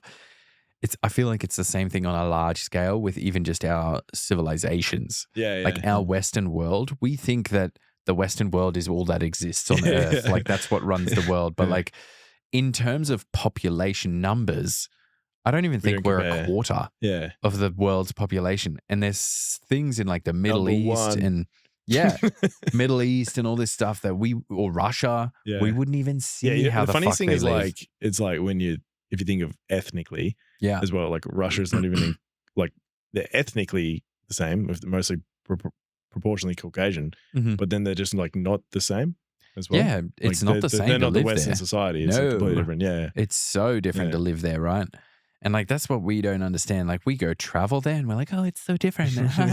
But like the click thing is very real. Different. Yeah. Like you would be so engrossed in your own like society where, especially in countries that don't have access to the same internet things that we do. Like there's countries where Facebook is banned. And the young ones, the certain young ones will get access somehow with VPNs and all that shit. Yeah. But if you didn't, you're living in a different world, completely different world that we have no idea about. Yeah. Like that shit blows my mind. They don't have access to Facebook and Instagram and the crazy reels I've been seeing. It's insane. what poor lives they live. What's their algorithm showing them? Fuck. Yeah, that's wild, eh? Yeah. Big scale things. Dude, this has been a long one. It's been great. I think that's just over 2 hours now. Fuck. Hell yeah. Sure. We nailed it. It was thoroughly enjoyable. We both finished the beers. That's how we know it's been long. We did well. We're slow drinkers. The Uberbrau. The Uberbrau, yeah. Uberbrau. Whereas I was having the Coopers. I only got the Coopers because I heard that their brewing standards are very similar to the Germans, like the Reinheitsgebot, where they're only allowed to use like the Reinheitsgebot is a great word. Anything in German is a great word. Yeah. But they literally have that for like certain, if you want to release a beer, it has to be brewed to a certain standard, like with only these ingredients. You can't have like Coopers, or in Germany. Germany, right. You can't have like preservatives and shit. So that's why it's so good over there. Yeah. It's beautiful. Yeah, the European beers are great. All right, bro. I'm sure we'll do it again. 100%. Prost. Cheers. Ciao. See you, everyone. Catch ya.